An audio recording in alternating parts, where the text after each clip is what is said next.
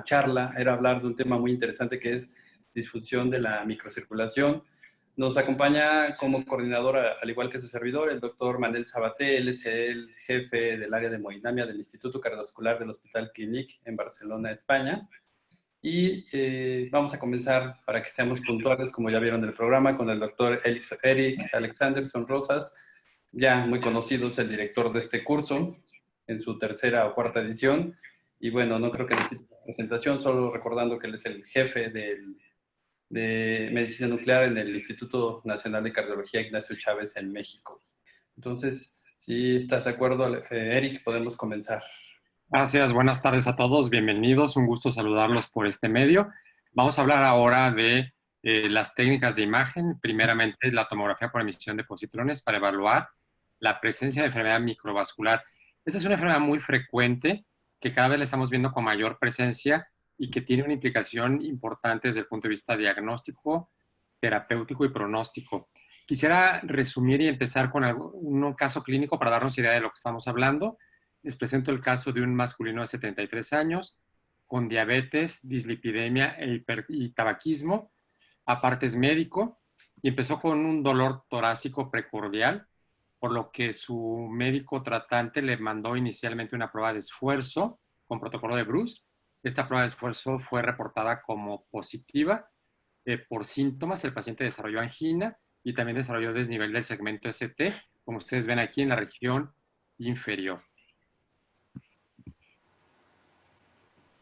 Por tal razón, fue enviado a la realización de un estudio de perfusión miocárdica con tomografía por emisión de positrones usando como radiotrazador amonio 13 y básicamente en la presencia del defecto de perfusión no se ve claramente un defecto importante, se ve algo muy discreto en la punta, el resto de las regiones del corazón están bien perfundidas. Sin embargo, llamó la atención que la fracción de expulsión, que en reposo es normal, cuando se hace estrés presenta una caída en la fracción de expulsión, en lugar de que uno esperaría que con una prueba de estrés farmacológico, en este caso adenosina, la fracción de expulsión aumentara un 5-6%. Y luego medimos los flujos coronarios en la descendente anterior, en la circunfleja, en la coronaria derecha y global. El flujo en reposo fue normal, el flujo de estrés fue muy bajo, es decir, casi no hubo incremento entre el flujo de reposo y el flujo de estrés, lo cual te da la idea de que tiene o sugeriría enfermedad trivascular, es decir, con una alteración importante de la disminución de los flujos y una reserva de flujo miocárdico disminuida tanto en forma global como en forma en cada uno de los segmentos. Se le hizo una angiotomografía coronaria con 0 de score de calcio, es decir, sin evidencia de aterosclerosis y sin lesiones obstructivas coronarias en la descendente anterior, en la circunfleja y en la coronaria derecha. Entonces, aquí llama muchísimo la atención porque tenemos evidencia de síntomas, isquemia, ausencia de enfermedad obstructiva en la angiotac, que no se demuestra. Tenemos una evidencia objetiva de isquemia en la prueba de esfuerzo electrocardiográfica y discretamente en el estudio de medicina de perfusión con PET, con caída de la fracción de expulsión, y una evidencia muy clara de disminución de flujos coronarios. Con esto podríamos pensar que el paciente tiene enfermedad microvascular, porque como veremos en un momento, cumple los requisitos para esto. ¿Qué es esto de enfermedad microvascular? Habitualmente como cardiólogos, principalmente si nos dedicamos al intervencionismo, estamos muy familiarizados con la imagen de las arterias coronarias, epicárdicas, pero esto es solamente una pequeña fracción de todo el flujo miocárdico, de todo el flujo que recibe el corazón. Aquí tenemos una forma de visualizar un poco más con angiografía invasiva la presencia de flujo de pequeños vasos, aparte de las arterias coronarias epicárdicas. Pero si fuésemos un poquito más obsesivos y pudiésemos ver más claramente el corazón, veríamos que la irrigación del corazón es muy amplia, es muy extensa, cubre todo el miocardio y lo que estamos viendo entonces nosotros con la angiografía invasiva son solamente estas arterias coronarias epicárdicas y por años hemos estado educados, cuando menos los últimos 40 años, desde que yo era residente de cardiología o antes en medicina interna, se decía que solamente si tenía enfermedad coronaria obstructiva significativa era importante para el paciente y si ningún estudio y si algún paciente detectaba isquemia y no tenía enfermedad coronaria obstructiva, se consideraba que era un falso positivo del estudio de imagen y no un falso negativo de la obstrucción coronaria.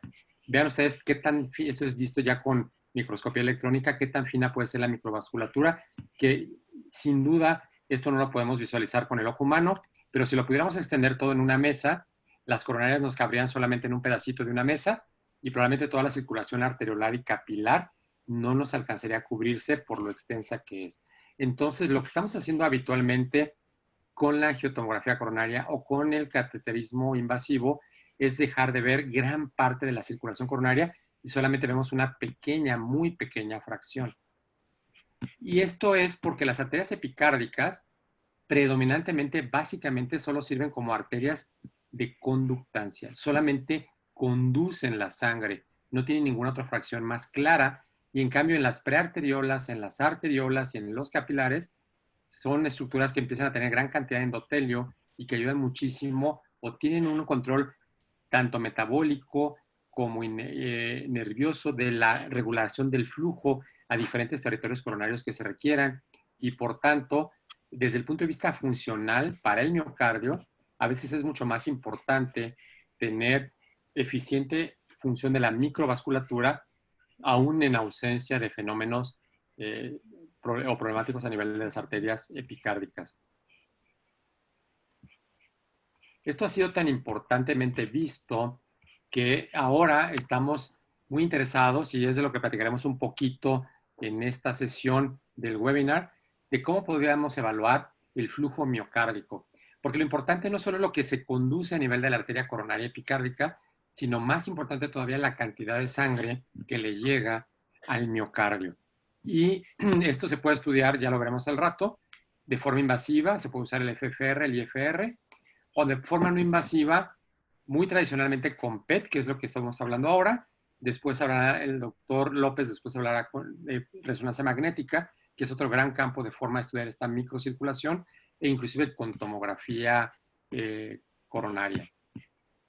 Muy importante lo que estamos viendo en un estudio de FFRs, que habitualmente lo que vemos es si no existe una obstrucción coronaria entre dos puntos de la coronaria, y si no existe, quiere decir que la presión en este vaso, en este extremo del vaso, es similar a la presión que existe en este lado. Cuando tenemos una obstrucción coronaria importante, significativa, se mide la presión antes de la lesión y la presión después de la lesión. Y si hay una caída importante y el índice baja por un mayor de menos 0.8, 0.7, se considera que esta lesión es funcionalmente significativa y hay que tratarla.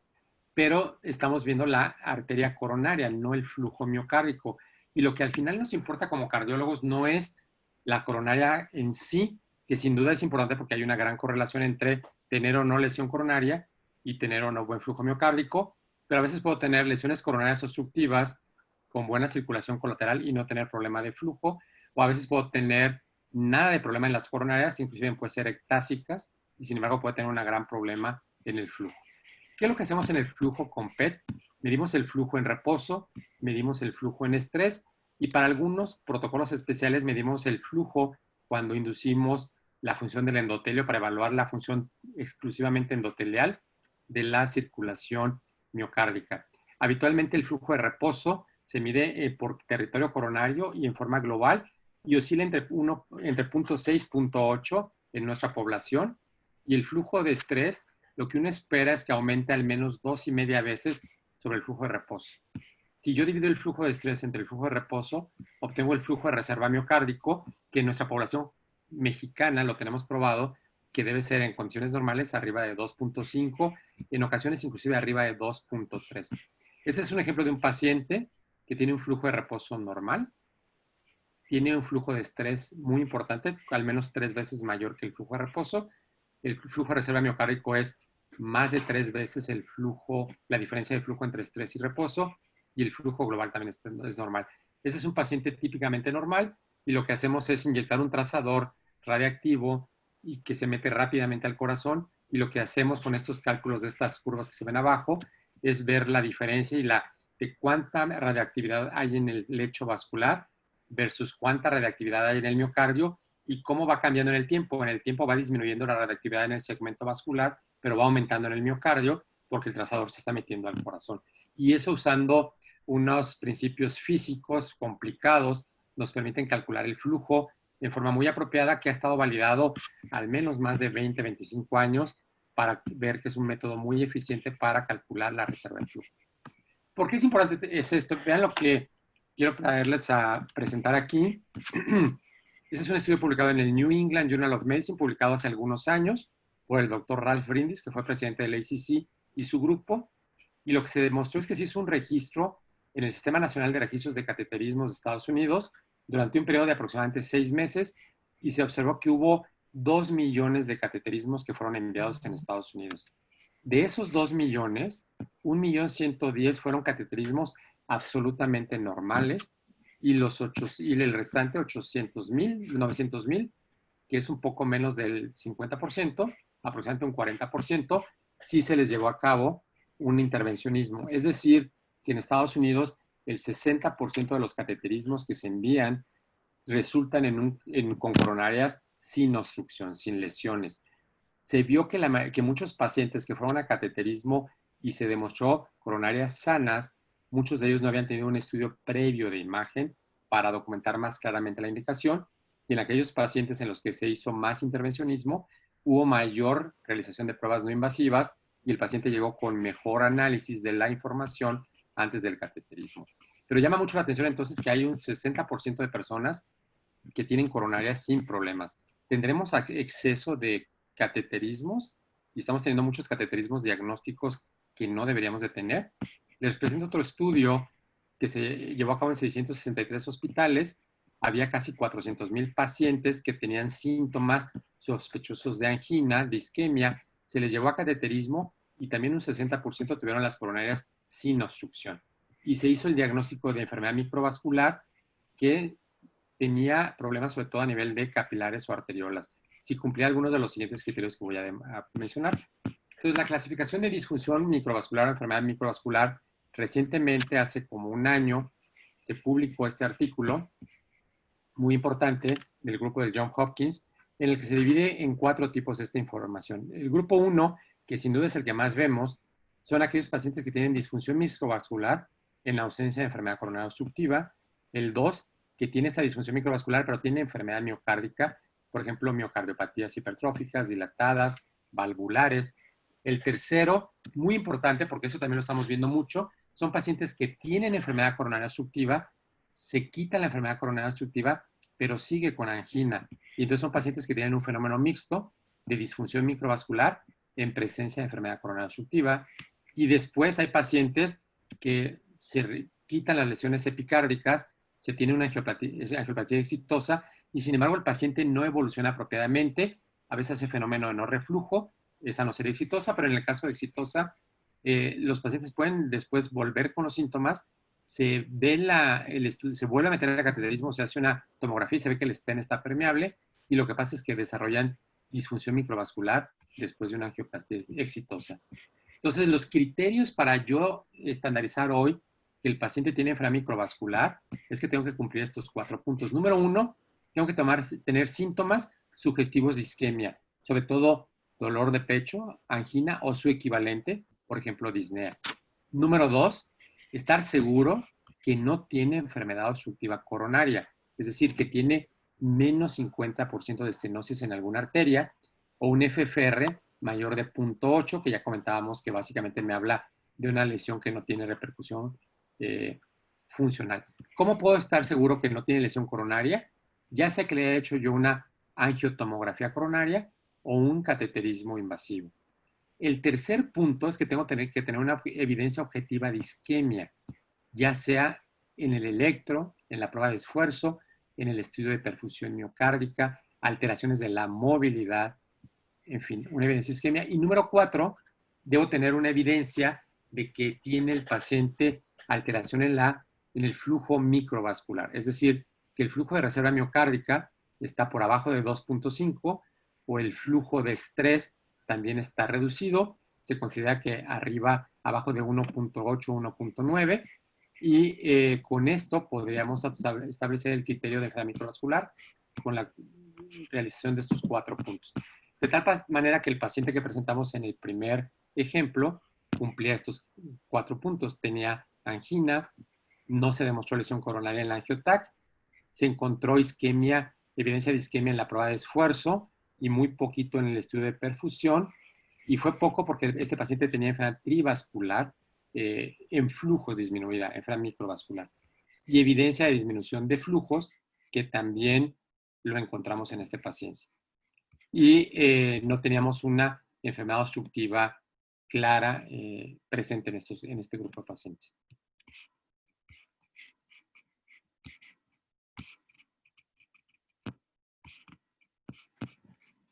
Cuando queremos ver la probabilidad de descartar o de a estar de acuerdo en el diagnóstico de enfermedad circulatoria coronaria en pacientes con angina crónica, con cardiopatía isquémica crónica, puede jugar un papel muy importante en los estudios funcionales como la prueba de esfuerzo, la tomografía, la resonancia, que veremos en un momento, el eco de estrés, el SPECT o el PET.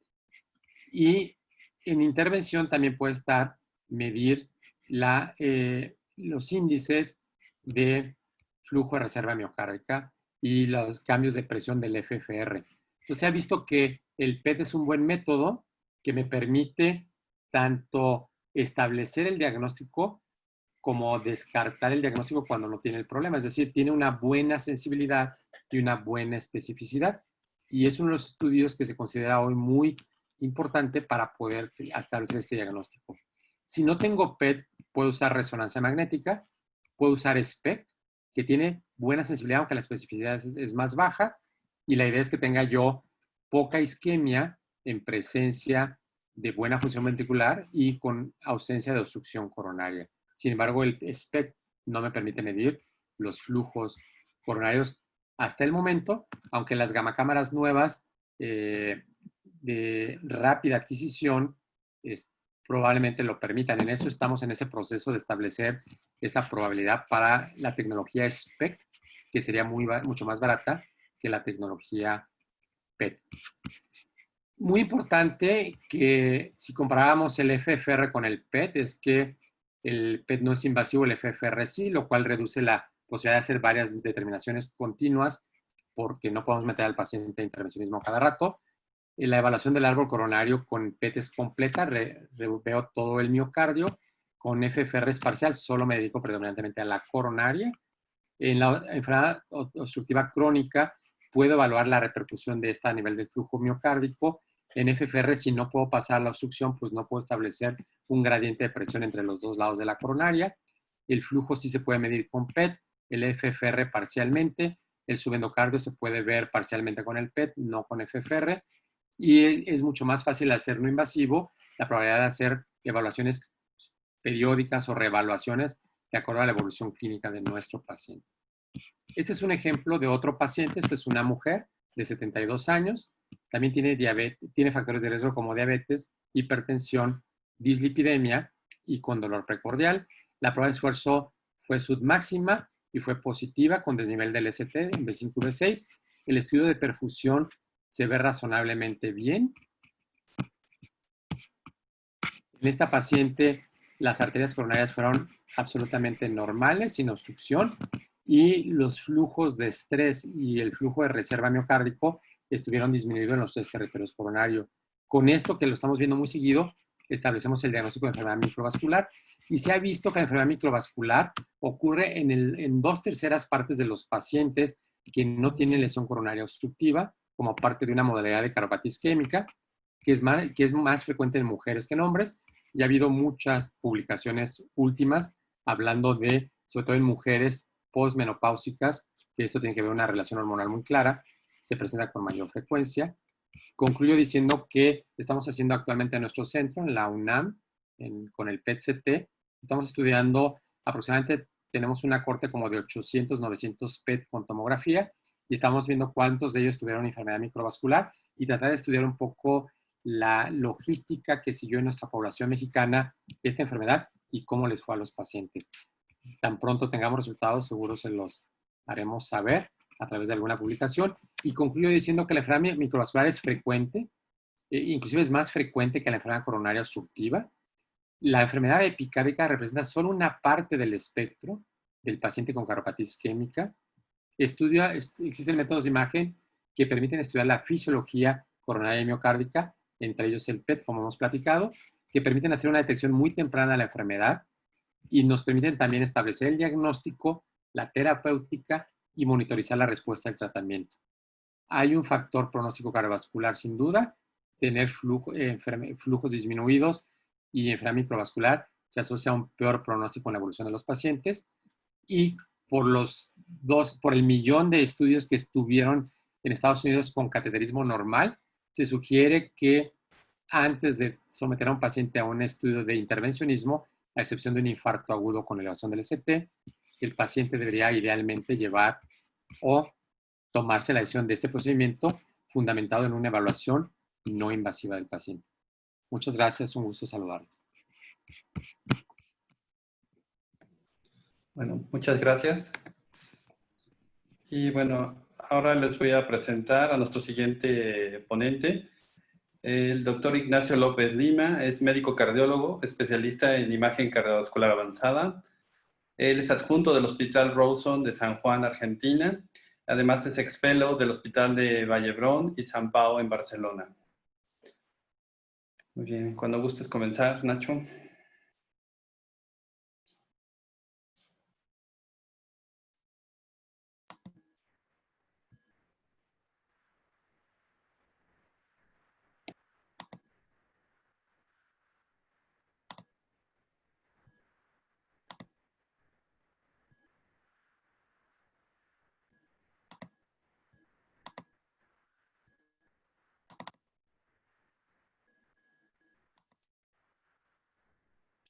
No sé si ahí se ve. Sí, se ve. La presentación, digo.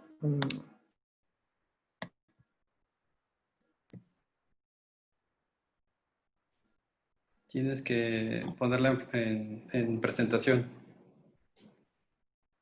¿Ahí se ve? Sí. Están viendo la presentación, ¿no? Sí. Perfecto.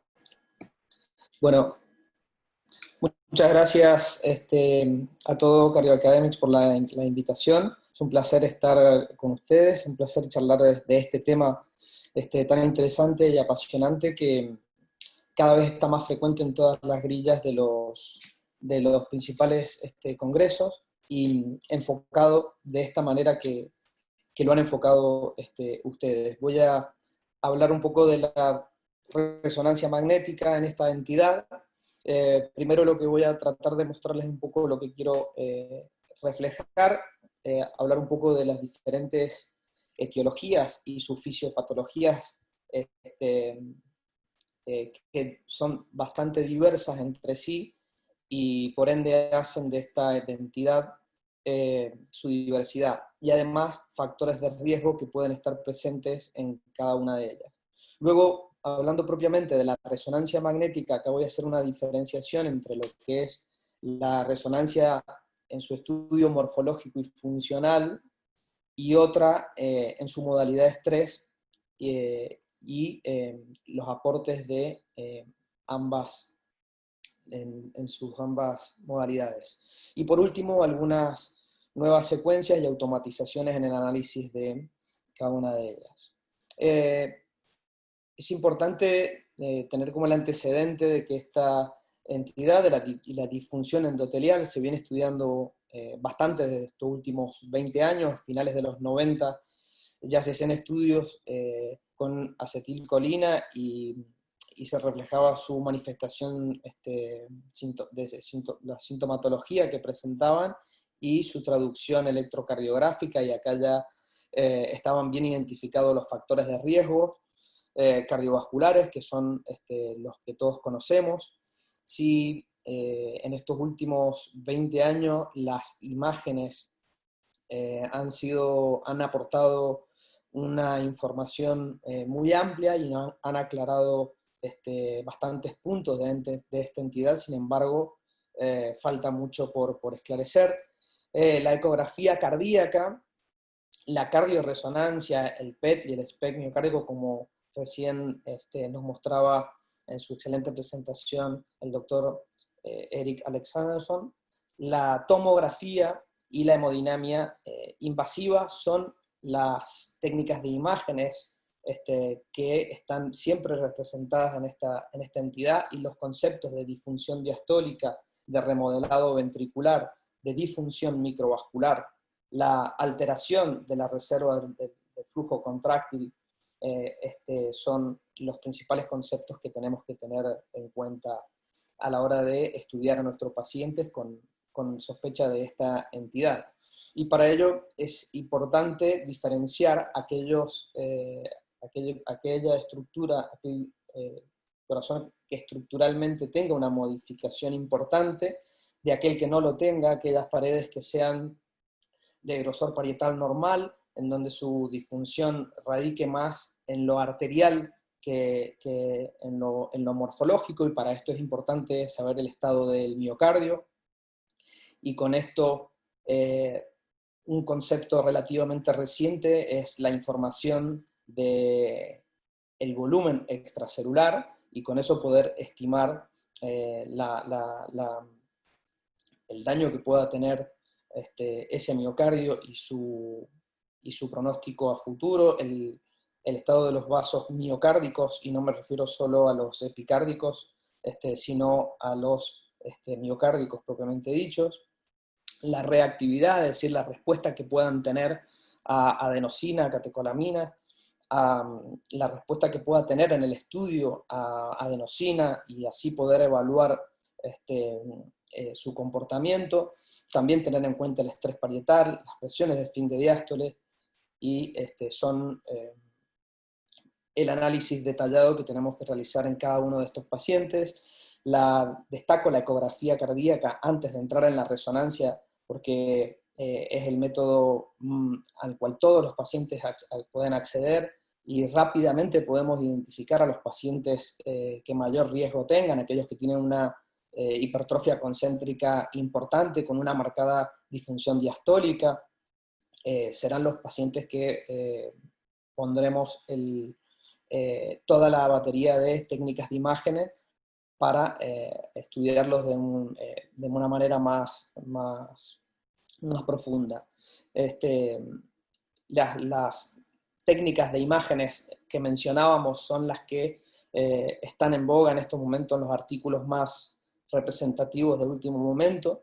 Recién destacaban la importancia de tener el estudio de las presiones y cómo es la fisiopatología de la entidad, pero esta fisiopatología es variable y varía de acuerdo a las diferentes entidades, ya sea una cardiopatía hipertrófica obstructiva, una cardiopatía dilatada, aquellos pacientes que tengan una disfunción diastólica, por ejemplo, unas hipertensivas importantes con disfunción diastólica bien marcada, la estenosis aórtica, pacientes trasplantados con amiloidosis o con sarcoidosis, son pacientes a los cuales tienen una etiología diferente, pero ya los abordamos en un estudio morfológico y funcional,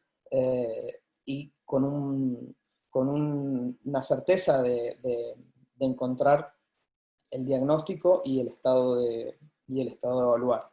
En cuanto a las secuencias que utilizamos, ustedes saben que desde el año 2004 aproximadamente fue cuando se anunciaron las primeras guías de estudio, posteriormente en el 2013-2014 ya se nomencló un poco más claro, y empezamos a definir estas secuencias como secuencias de realce tardío para detección de necrosis o fibrosis miocárdica, secuencias de edema miocárdico, la secuencia de T2-STIR, secuencias CINE, secuencias STRAIN, secuencias de perfusión, y a lo que le agregaría las secuencias de T1 y T2 mapping más recientemente incorporados y que ya están presentes en la nueva actualización de estas guías. Bueno, el paciente quizás más representativo es aquel paciente que ingresa con un dolor torácico que tiene enzimas elevadas, una sintomatología característica, un electropatológico y ingresa hemodinamia, y las arterias coronarias epicárdicas son normales o no presentan obstrucción coronaria significativa, y posteriormente este paciente es el que se le pide una resonancia cardíaca. En este contexto no se evalúa realizar un estrés a estos pacientes, por lógicamente su estado agudo del cuadro, y sin embargo acá encontramos muchas veces las alteraciones segmentarias que podemos observar, sobre todo en cara lateral apical, todo el segmento apical, y la perfusión que realizamos es una perfusión basal, sin apremio, sin adenosina o dipiridamol, sin generarle hiperemia, y eso muestra un defecto de perfusión anular circunferencial que está presente en varios segmentos al analizar, y eso es un poco característico de todos estos cuadros. La miocardiopatía hipertrófica en su mayor grosor también presenta un mayor defecto, pero también lo vemos como un defecto anular y circunferencial. Bien sabemos que en todas estas entidades son muchos los puntos en los cuales intervienen y que llevan a la disfunción microvascular, que conlleva a esa disfunción sistólica, algunas alteraciones segmentarias o a las manifestaciones clínicas. Sin embargo, como recién mencionábamos, la anormalidad del flujo de reserva coronaria, la disfunción microvascular, pero también la disfunción autonómica, la inflamación, disfunción plaquetaria, todo eso está alterado y depende de cada diagnóstico principal que hagamos que tenga el paciente en estudio. También es importante poder determinar si hay una disfunción macro o microvascular en esos pacientes, como numerosos artículos muestran recientemente. Aquí en nuestro medio o en Latinoamérica en general vemos un paciente que muchas veces presenta sintomatologías de dolor precordial, que presenta alteraciones electrocardiográficas y que muchas veces ingresa a la sala de hemodinamia y no encontramos lesiones coronarias significativas. Estos pacientes, como el que estamos viendo, con una hipoquinesia marcada, un adelgazamiento, un aneurisma apical, hipoquinesia inferolateral, con adelgazamiento parietal significativo. Estos son pacientes que no tienen lesiones coronarias epicárdicas significativas, pero tienen un daño miocárdico microvascular y comienzan con algún grado de disfunción. Estos son pacientes con enfermedad de Chagas, que son frecuentes no en toda la Argentina, porque como ustedes saben geográficamente es muy extensa, pero sí en muchas regiones de mi país, y acá es donde podemos aplicar todas las secuencias de la resonancia magnética y valorar en todo su contexto en un paciente sin lesiones coronarias epicárdicas, repito, significativas. No solo por las alteraciones segmentarias y de motilidad, sino por el edema, la detección del edema, como vemos aquí en la zona apical e inferolateral, sino también porque muchas veces estos pacientes presentan presentan realce tardío, presentan necrosis en esos sectores, en el sector apical, en el sector inferolateral, característicamente, y esto es lo que habla quizás de un paciente sin una enfermedad coronaria epicárdica significativa, pero con un máximo esplendor, una máxima afectación microvascular. Sabemos que en el Chagas hay factores inflamatorios, trombóticos, inmunológicos, también agregados a la fisiopatogenia, pero es el territorio microvascular el mayormente afectado y que conduce finalmente a algo que no siempre vemos, que es la necrosis, el daño miocárdico representado con el realce tardío en esta última imagen inferolateral. Volviendo un poco a la angina microvascular, y a la modalidad de valorarlo con estrés, el estrés de la resonancia, que como ustedes saben utilizamos adenosina, dipiridamol o regadenoson, en algunos otros lugares. Acá en nuestra zona utilizamos adenosinas y dipiridamol.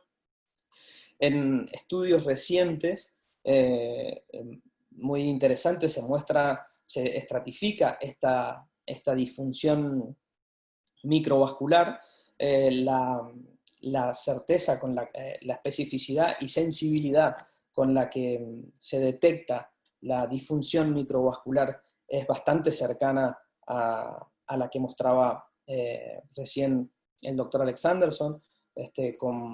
Si bien los estudios muchos son de no muchos pacientes, pero es interesante la detección. Ustedes saben que el defecto de perfusión puede traducir o no alteraciones en la motilidad segmentaria, y en la disfunción microvascular esas alteraciones segmentarias son menos evidentes en un paciente que se encuentre con una sintomatología menor.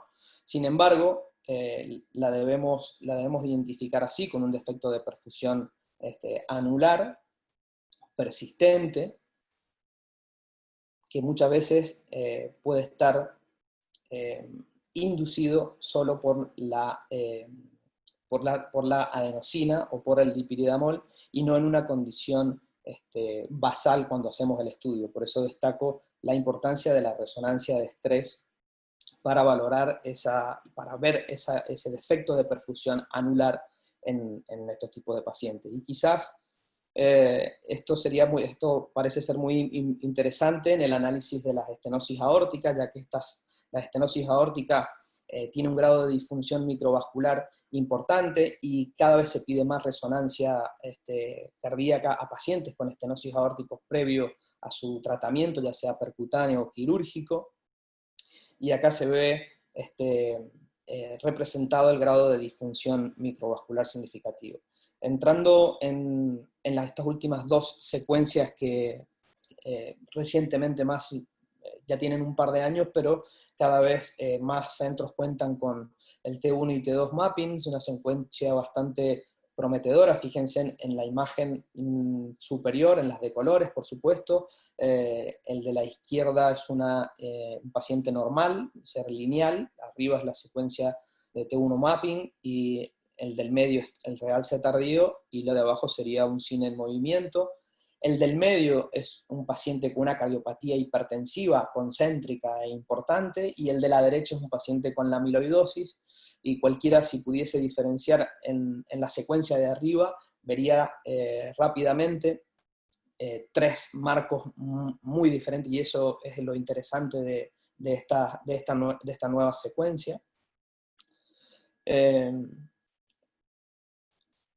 No voy a demorarme mucho más, le quería compartir un caso con ustedes. Esta es una mujer de 72 años con dolor precordial, con importantes factores de riesgo: hipertensa, diabética tipo 2, dislipémica, obesidad. Ingresó por un dolor torácico. En el electrocardiograma un bloqueo incompleto de rama derecha, una leve elevación de troponinas, la coronariografía con lesiones mínimamente, unas irregularidades mínimas, una acinesia anterolateral, la fracción de eyección conservada, y los escenarios son siempre, o muchas veces se repiten, entre un síndrome coronario agudo sin elevación del ST, entre miocarditis y Takotsubo. Esta es una paciente que tenía un grosor de sus paredes importantes, tenía ese septum que medía 17 en su segmento de máximo grosor, por lo tanto era compatible con una miocardiopatía hipertrófica. Fíjense las secuencias del T2 STIR en la zona anterior, en la zona superior, donde se encuentra más esa zona hiperintensa, característica del edema miocárdico. No presenta realce tardío, y estos pacientes que tienen miocardiopatía hipertrófica tienen una mayor predisposición a realizar este tipo de eventos, y es por su disfunción microvascular, la cual merece ser estudiada de una manera más profunda, ¿no? Bueno, y por último voy a terminar con este último estudio que me pareció muy interesante también desde el año pasado, en donde convergen en la importancia de las 3 técnicas de imágenes no invasiva y el estudio de imagen invasivo en el estudio, y el mayor conocimiento que tenemos de esta entidad. Hoy en día, desde el punto de vista de la cardioresonancia, existen software en donde nos permiten, en el mismo, la automatización y en el mismo análisis de las secuencias, nos van realizando toda una tarea fina de mediciones, de volúmenes, de masa, que no nos lleva mucho más tiempo que el que nos llevaba hasta hace un tiempo en la resonancia, y esto es muy, muy prometedor y muy interesante poder contar con esta tecnología a la hora de que los exámenes no se hagan tan extensos y poderlos evaluar ampliamente este tipo de pacientes. Bueno, la disfunción microvascular, como ustedes saben, puede ser asintomática, pero también puede causar dolor precordial, disnea o sus equivalentes. Requiere un abordaje amplio que va desde la imagen, pasando por lo invasivo, y podemos volver permanentemente hacia la imagen, como pudimos ver en estas presentaciones. La cardioresonancia permite un análisis diagnóstico, ya sea por su patología y una caracterización tisular importante, determinando marcadores que sean reversibles como inflamación y edema, o irreversibles como son la necrosis y la fibrosis, lo cual la hace una técnica muy interesante. Y sí, también es interesante poder determinar en un futuro protocolos diferentes de abordaje para cada uno de este tipo de patologías en donde se presenta la disfunción microvascular. Muchas gracias por su atención. Muchas gracias, doctor Lima. Y bueno, ahora va a ceder la palabra al doctor Sabaté para que haga la presentación de nuestro último ponente. Muchas gracias, Omar. Voy a hacer la presentación en inglés para el profesor Filippo Corea. Professor Filippo Corea, welcome to this webinar.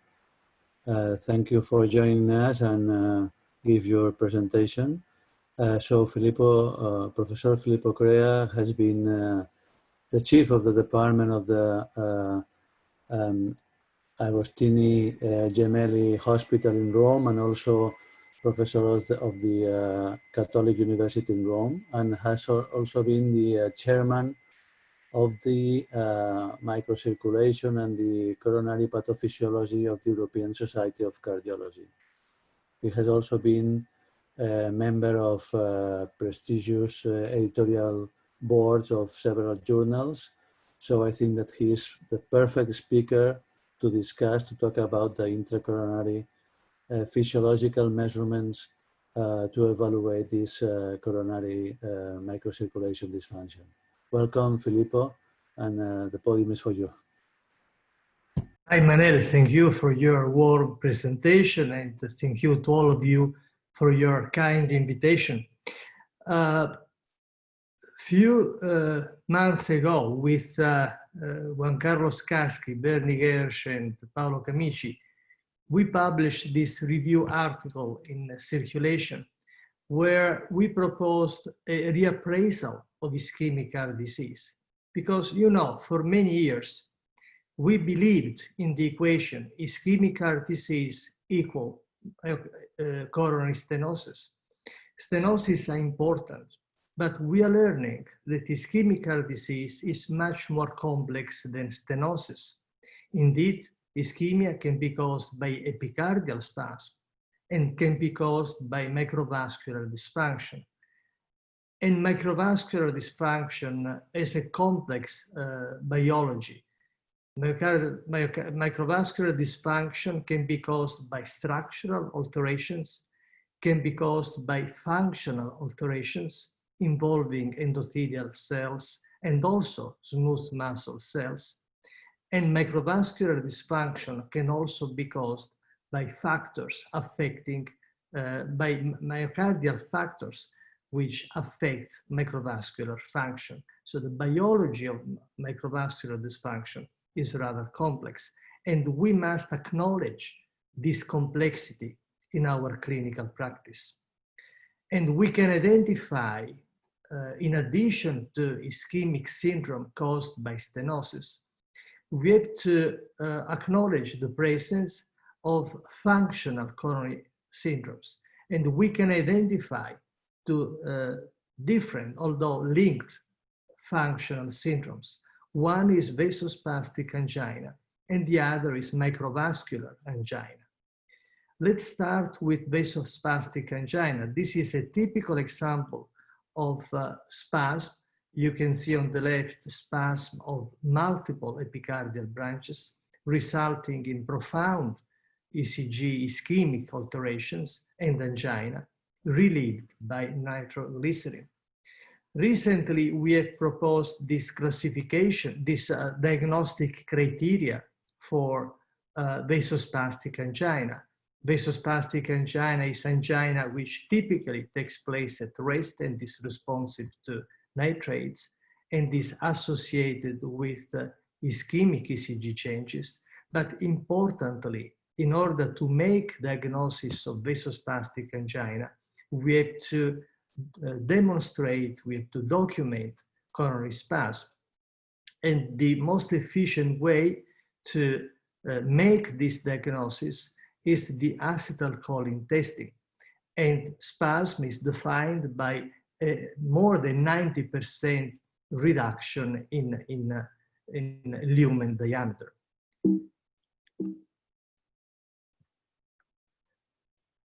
When we move to microvascular angina, as I told you before, the biology is complex, and microvascular angina can be caused by spasm. Again, in this case, spasm is not at the site of epicardial vessels, but at the site of microcirculation. And this is a typical example of microvascular spasm induced by acetylcholine. You can see on the left, during infusion of acetylcholine, there is no spasm. You cannot identify an epicardial spasm in these patients, but this patient developed severe chest pain and severe ischemic changes, which were relieved by nitrates. But another mechanism of microvascular dysfunction is impaired dilation. In this case, microvascular dysfunction works like a stenosis. Coronary flow reserve is reduced. We are used to the notion that coronary flow reserve is reduced by epicardial stenosis. In this case, the stenosis, again, is not in large vessels, but is in microcirculation, which is unable to fully dilate, resulting in a reduction of coronary flow reserve. And the clinical expression of this impaired dilation of microcirculation can be obtained very simply with adenosine or dipyridamole test. This is a lady you can see with typical effort angina. In this case, you can see no obstruction in epicardial vessels. This is the ECG, which is normal at baseline. But during adenosine, this lady developed severe ECG changes and severe chest pain. What is remarkable, and this is clinically useful in microvascular angina caused by this mechanism, is that this severe ischemia, angina, and ST depression are not associated to systolic wall motion abnormalities. This is a distinctive feature between ischemia caused by epicardial stenosis and by microvascular dysfunction. And the reason responsible for these different manifestations is that when ischemia is caused by an epicardial stenosis, well, what we get during ischemia is, so to speak, a large ball of myocardial dysfunction, of myocardial ischemia.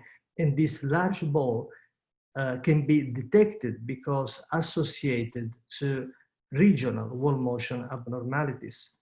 In the case of microvascular angina, of microvascular dysfunction, instead, we do not have this large ball of myocardial ischemia, but tiny balls of myocardial ischemia sparse in the myocardium, surrounded by normal myocardium. And this is why ischemia can take place in the absence of regional wall motion abnormalities. And I will show you that this different response to ischemia can be useful during daily clinical practice. And this is the diagnosis of microvascular angina we proposed 2 years ago. Of course, symptoms of ischemia, absence of obstructive stenosis, objective evidence of myocardial ischemia during stress, and also, in order to make a full diagnosis of microvascular angina, we must demonstrate abnormal microvascular function, which can be associated to a reduction of coronary flow reserve, this is one mechanism, or microvascular spasm in response to acetylcholine. And these are the criteria to make diagnosis of microvascular dysfunction, either reduced flow reserve or increased myocardial resistance, or spasm induced by acetylcholine. And this is the algorithm we have recently proposed, and this is the algorithm we also use in our institution. If we suspect angina, but pretest probability is very low, well, we have to consider other diagnoses. At the other extreme, if we, oh, sorry, doesn't go. Okay, at the other extreme, if pretest probability of angina is high and we have high risk features, suspecting, for instance, left main stem stenosis, then coronary angiography is needed in view of myocardial revascularization. But if we have suspected angina with an intermediate pretest probability, then we need more information. And in this setting, what can be very useful is echo stress, for the reason I told you before. Because if echo stress is fully negative, well, this suspected angina must be something else, or is likely to be something else. If echo stress is positive for ECG or angina, but in the absence of regional wall motion abnormalities, well, this is very suspicious of microvascular angina, and we can try optimal medical therapy. If echo stress is positive for ECG and angina, but showing as well regional wall motion abnormalities, well, this is really suspicious of obstructive stenosis. And then if we need coronary angiography, well, this is the ideal setting to really clarify the diagnosis and the mechanism of myocardial ischemia, because we can find, well, severe stenosis, we can find intermediate stenosis, and in this case, FFR or similar measurements can be useful. But if FFR is negative, doesn't show significant stenosis, or if we find mild stenosis, then what we need is a functional assessment of coronary circulation using both acetylcholine testing and assessment of coronary flow reserve and microvascular resistance.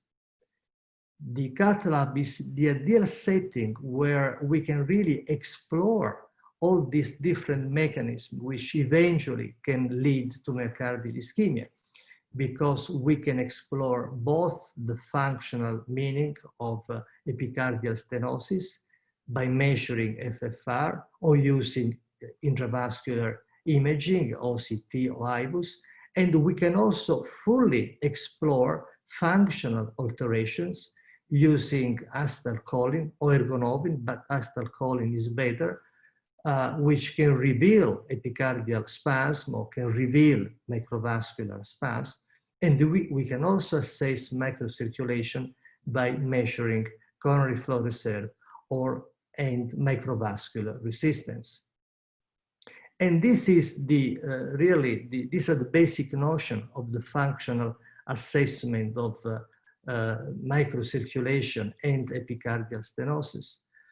Using Doppler pressure wire and a system to measure coronary flow by either measuring blood flow velocity or thermodilution, well, we can get a series of measurements which can allow us to identify what is the mechanism of ischemia. I remind you that coronary flow reserve is the ratio between hyperemic flow and baseline flow.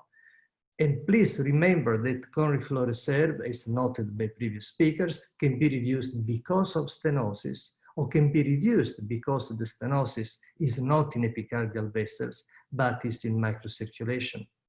We can, of course, assess fractional flow reserve, which is reduced in the presence of stenosis, but it is also modulated by microvascular dysfunction.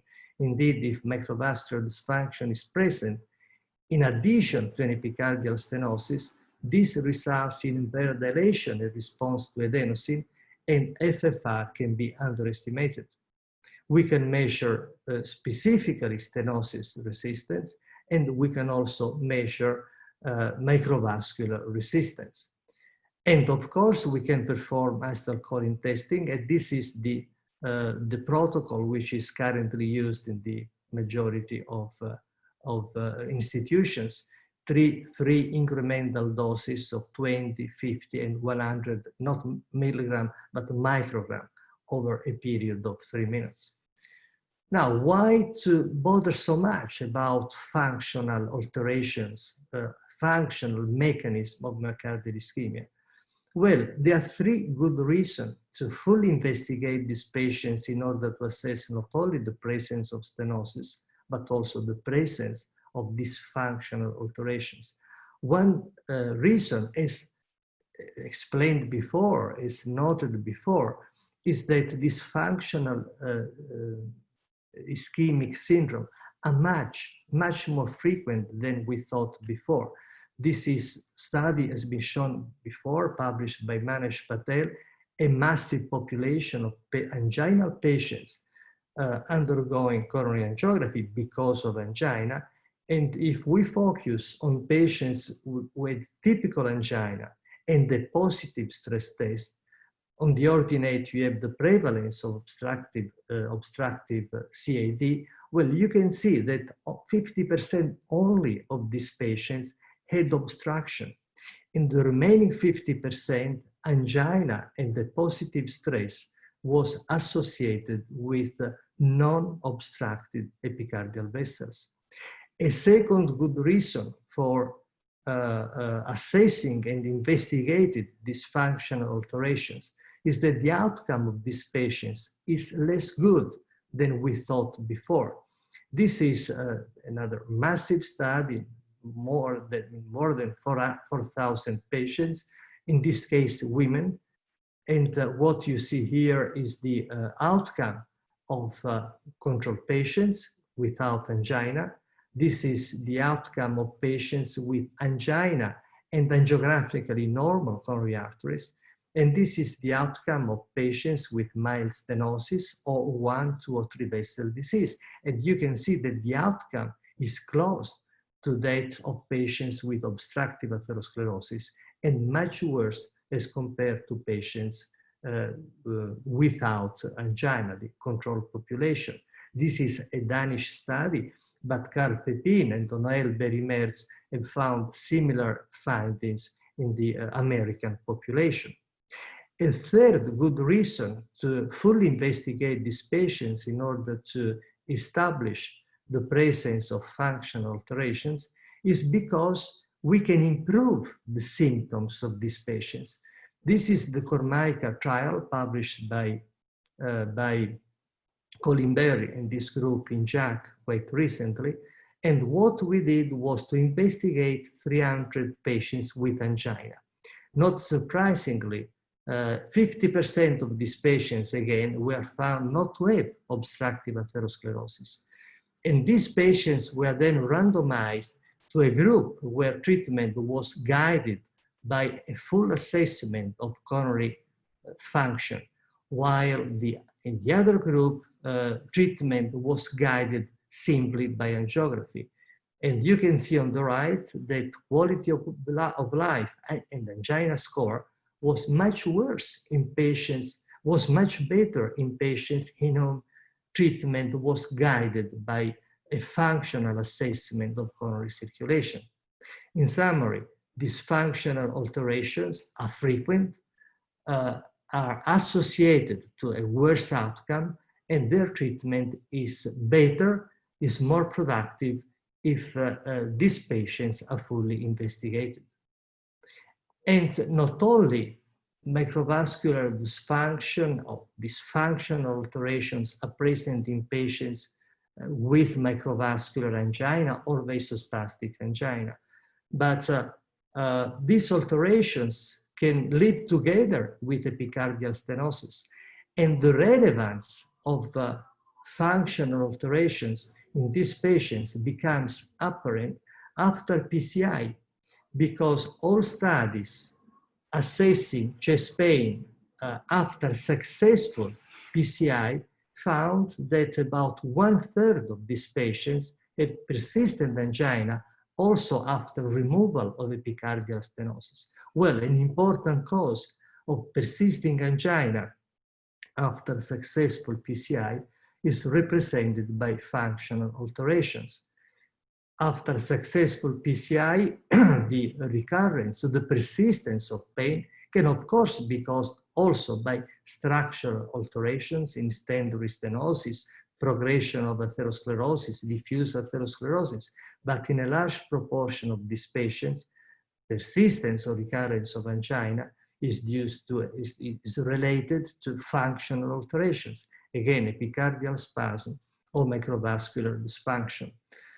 Well, this is an article, a review I published with Paolo Camici in the New England in 2007. At that time, the interest for microvascular dysfunction and for functional alterations of coronary circulation really was very, very low. At that time, all was explained by epicardial stenosis. In this article, perhaps for the first time in an organized way, we put on the scene coronary microvascular dysfunction. And we proposed a classification of coronary microvascular dysfunction, as noted before, in 4 types. Type 1 is dysfunction in the absence of epicardial stenosis and myocardial diseases.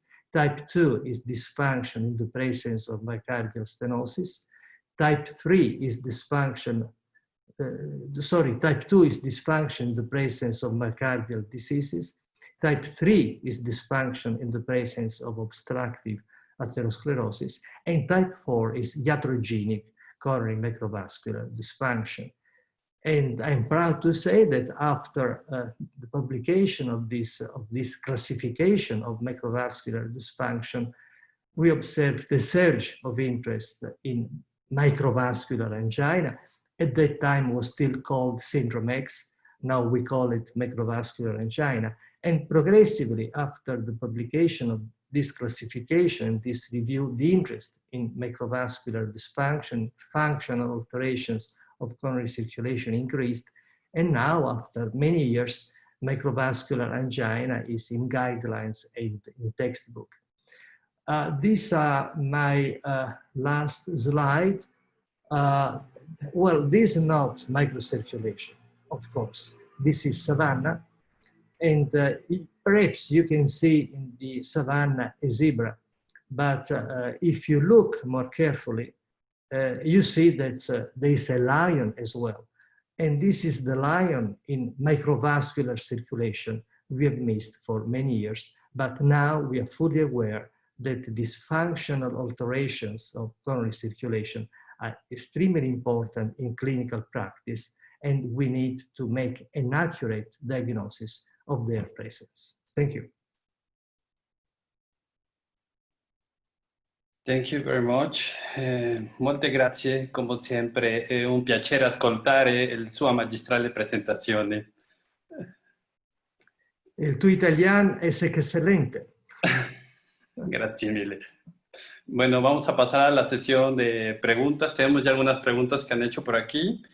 La primera que sería para el doctor Alexanderson, donde nos preguntan cómo se interpretan los flujos anormales bajos en los 3 territorios, pero sin evidencia de isquemia. Esa es una pregunta muy interesante porque en los estudios nucleares a veces tenemos lo que se llama balance isquemia, es decir, a veces hay isquemia en los 3 territorios, pero el sistema de medicina nuclear siempre tiene que encontrar la pared menos perfundida y sobre eso compararla con las otras. Y si se establece una diferencia, se ve que ahí hay alguna alteración. Cuando las 3 paredes, en caso de enfermedad trivascular o enfermedad de tronco, tienen una reducción de flujo homogénea en los 3 territorios, puede no verse ninguna isquemia porque aunque el flujo está disminuido en los 3, para el sistema de medicina nuclear, todas están iguales y como no hay ninguna diferente, piensa que todas están iguales porque todas están bien. Es decir, puedo no hacer visualmente el diagnóstico de isquemia y sin embargo puedo tener enfermedad trivascular, si habláramos de enfermedad coronaria obstructiva, o puedo tener enfermedad microvascular generalizada en todos los territorios y esto homogeniza el grado de isquemia y puedo no. O sea, es algo no raro y no infrecuente que podamos ver. Muy bien. Tenemos otra pregunta. Bueno, la voy a hacer en inglés. Nowadays, where is the Prince metal angina in this whole classification, this whole criteria of Prince metal angina?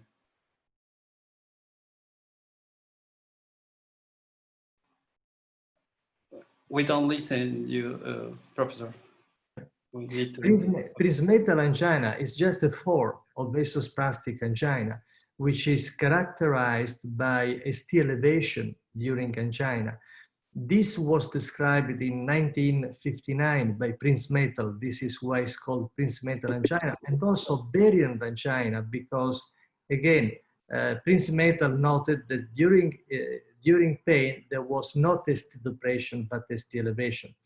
Now we are learning that vasospastic angina can be associated to ST elevation, but also to ST depression or T-wave abnormalities. And sometimes no ECG changes at all, but just chest pain. Prince metal angina is a subtype of vasospastic angina. This is why we prefer to use these days the term vasospastic angina, which is more comprehensive. And also when you go to guidelines, is labeled vasospastic angina more than Prince metal angina. Thank you. También nos preguntan si se está usando el test en frío. They're asking too if you are using cold test. I don't know exactly what they mean. Maybe this is, perdón, esa probablemente sea para mí. Usamos el cold pressure test, que es meter la mano durante 2 minutos en hielo. Al minuto de haber metido la mano en hielo, se inyecta el radiotrazador y esta se llama CPT, la prueba se llama CPT porque es Cold Pressure Test. Se mide el flujo que hay durante la inversión de mano en hielo versus el flujo en reposo y se establece un índice que si es arriba de 1.5 es normal, es decir, un paciente con función endotelial normal, porque esta prueba es especialmente diseñada solo para endotelio, con un funcionamiento endotelial normal, debe aumentar 1,5 veces el flujo respecto al flujo que tenía en reposo. A diferencia del estrés, donde habíamos dicho que debe aumentar 2,5 veces. Se usa mucho, lo usamos en muchas, sobre todo para research, para fines clínicos, con que hagamos reposo y estrés es suficiente.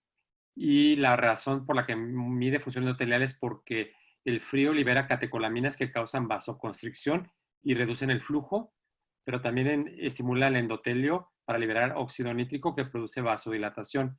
Si tenemos un buen endotelio y un buen óxido nítrico, revierte el efecto vasoconstrictor de la catecolamina y con eso equilibra el flujo y lo aumenta 1,5 veces. Ok, gracias.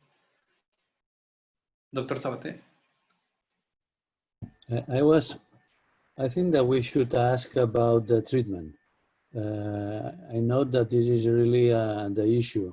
We can now better make the diagnosis of the microvascular dysfunction, but still we don't have a specific treatment for that. What is your advice for those patients with the final diagnosis of microvascular dysfunction? Manel, this is a key question which was investigated in the Cormaica study. It is true, we don't have large randomized trials for the treatment of microvascular angina, but also trials for stable angina. These are all trials which are not really impeccable. So what we need, waiting for trials which perhaps will never come, is an empirical approach. And you know, in microvascular angina, there are 3 possible mechanisms of ischemia and pain. One is microvascular spasm. The other is impaired dilation. There is a third mechanism. Some of these patients have a sort of sensitive heart. Pain perception is enhanced. This happens mainly in postmenopausal women. In whom the severity of angina is in excess to the amount of ischemia we identify. And in each patient, we have to identify what is the prevailing mechanism of microvascular angina. Because if the mechanism is spasm, then what we need are dilators, in particular calcium antagonists, nicorandil were available. And you know, in some patients, you have to go to high doses, sometimes very high doses of calcium antagonist in order to improve symptoms, to prevent spasm. And you know, if you don't have a clear diagnosis of microvascular spasm, you're a bit reluctant in increasing doses. I mean, you don't push your luck. But if you have the evidence that in that patient, the patient comes to the cath lab, you perform acetylcholine testing, and the patients develop his or her typical chest pain and 4 millimeters to depression, well, you have the diagnosis. If you are confident with your diagnosis, then you can push your luck. Also going to higher and higher doses of calcium antagonists. Without this evidence, you are reluctant to give high doses of treatment. If the mechanism is impaired dilation, flow reserve less than 2.5 or increased microvascular resistance, then the treatment are beta blockers or ivabradine. You want to reduce the heart rate. In these patients, ranolazine also works well, in some of these patients at least.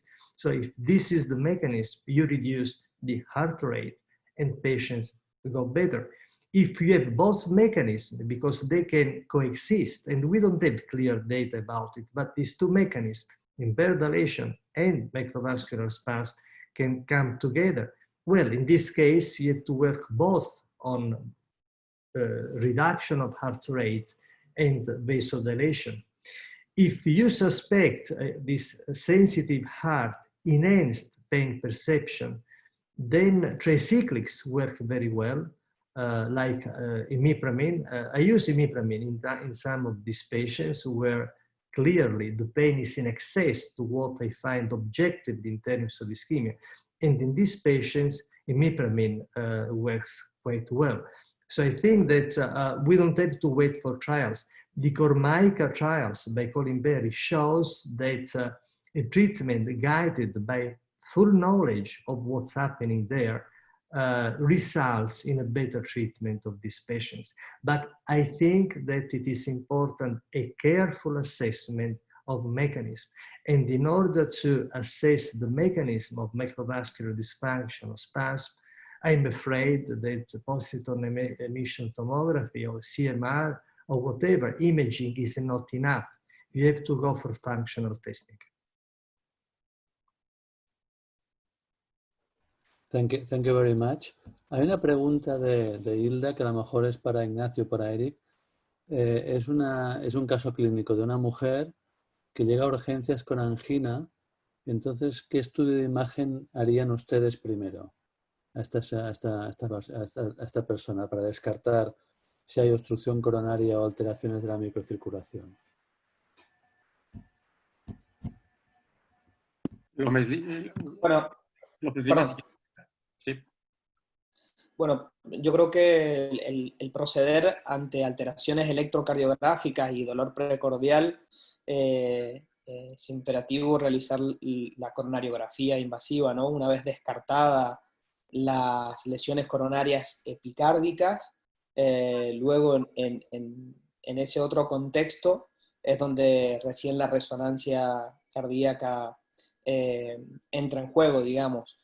Y yo creo que previo al alta, en aquellos pacientes en donde se ha realizado la coronariografía, no presenta lesiones epicárdicas con lesiones significativas, es importante realizar la resonancia porque la secuencia de T2-STIR en la detección de edema miocárdico es algo patognomónico que permite identificar la zona en la que más expuesto ha estado ese miocardio y me parece que como control evolutivo también aportaría mucha información tener una resonancia magnética en ese contexto.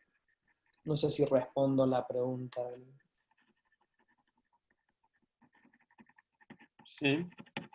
Así hacían relación a qué prueba antes para determinar la presencia de isquemia. No después del cateterismo, sino antes, si por ejemplo un PET o una resonancia o simplemente un SPECT de toda la vida. Yo creo que si la paciente, creo que si la paciente tiene pocos factores depende mucho del contexto clínico, si tiene pocos factores de riesgo y es baja probabilidad, se puede hacer una angioTAC coronaria para descartar enfermedad coronaria obstructiva. Si la paciente tiene riesgo intermedio, creo que debemos ir a un estudio más funcional. Es mucho más accesible y más a la mano el SPECT. Tenemos muchos distribuidos en el país. La gente está muy bien entrenada en esto. Se puede hacer resonancia magnética también, pero tenemos menos equipos de resonancia con gente bien entrenada para hacerlos en cualquier momento. Entonces yo iría a una prueba de SPECT y si demostrar isquemia pasaría a la fase de cateterismo. Si no demostrar isquemia, entonces podría ser el contexto de esta paciente que hemos hablado toda esta tarde, que tenga sospechar que tiene enfermedad microvascular. Gracias. Well, finally, we have a few minutes in the last. And it's really interesting when Professor Crea talked about how to clarify any patient with angina, and you talk about eco-stress. I really agree, because eco-stress, it's easy to get the access to eco-stress. Over most in countries like Mexico, developing countries, we have this limitation with the PET and with MRI. Finally, with all this revolution in imaging and with the new publication like Cantos, inflammation, and all this, now this is the question, which is your opinion for the future? Which is the next step in all this? Well, I strongly believe that eco-stress and functional assessment is something very helpful because it is cheap. We know that sensitivity for epicardial stenosis is about 90%, between 80 and 90% is pretty high, and can discriminate between epicardial stenosis and microvascular dysfunction. Because, as I showed before, if the problem is an epicardial stenosis, patients, even before developing chest pain and ischemia, they develop regional wall motion abnormalities. If this signal is there, we know that the problem is represented by epicardial stenosis. While if the patient develops angina and ST changes in the absence of epicardial or in the absence of regional wall motion abnormalities, we know that the problem is much more likely to be microvascular. And in this case, we are learning that although the test is negative for regional wall motion abnormality, but during chest pain and angina, several studies are showing that we can observe subtle diastolic dysfunction, transient diastolic dysfunction. So echo stress is very useful. Of course, echo stress doesn't allow to establish the presence of epicardial spasm or microvascular spasm. This is why when the patient reports convincing angina, but echo stress is totally negative, coronary angiography is the only way to perform functional testing with acetylcholine. And I see many patients who come with typical chest pain, everything is negative, but when they go to the cath lab and we perform the acetylcholine testing, these patients develop spasm, epicardial spasm or microvascular spasm. And these patients, unless you go for this complex diagnostic workout, which leads to a clear diagnosis, otherwise we miss these patients. And this is a pity because if we miss the diagnosis, patients keep complaining of severe symptoms. And in the case of epicardial spasm, not only symptoms, but we know that epicardial spasm is associated to a worse diagnosis. So missing these patients simply because they have a negative stress test or do not have stenosis is a serious problem, because if we make a diagnosis, we treat symptoms and we improve the outcome. If we miss the diagnosis, we miss the opportunity to offer these patients the best possible treatment. Thank you. Bueno, pues con esto damos terminado esta sesión y voy a ceder la palabra al doctor Alexanderson para que dé el cierre del curso de Cardio Academic. Gracias, Omar. Gracias por esta sesión. I would like to thank Dr. Filippo Crea, Dr. Sabaté for the excellent presentations and participation, and also Dr. Lopez Lima for his presentation. Now I turn to the Spanish, switch a little bit. Muchas gracias a todos. Con esto damos por terminado nuestro webinar que hemos tenido durante el mes de mayo. Quería darles algunas notas nada más. Tuvimos 1,200 registrados al final. Participaron 19 países, incluyendo sobre todo países de Latinoamérica. También estuvo España, Inglaterra, Estados Unidos, Australia. Entonces nos sentimos muy satisfechos. Cardio Academic se está reinventando y se está reconvirtiendo dadas las circunstancias actuales, y creo que este webinar ha sido una primera muestra de que podemos lograr grandes objetivos. Los certificados del Consejo Mexicano de Cardiología con los puntos de recertificación llegarán la próxima semana, y también para los de medicina interna. Agradecemos muchísimo el apoyo irrestricto de Acceso Farm, EIDOS y también de FR Pro y asociados, con Marco González haciendo una excelente coordinación técnica y ayudándonos muchísimo. Y la verdad es que la idea es que queremos seguir haciendo estas participaciones en camino a nuestro evento magno de este año, que será un curso híbrido, que será Cardio Academic 2020, 9 y 10 de octubre en el Hotel Camino Real Polanco, donde habrá presencia o habrá actividades presenciales, pero también conectadas vía web. Entonces esto será un curso híbrido que también es un buen experimento, y esperemos que resulte apropiadamente, mientras que podemos regresar a nuestra nueva normalidad de poder trabajar como habitualmente hacíamos. Seguro escucharán de nosotros de aquí a octubre para planear actividades que ya tenemos pensadas para seguir con ustedes, trayendo lo mejor de la cardiología mundial hacia Cardio Academic y hacia ustedes.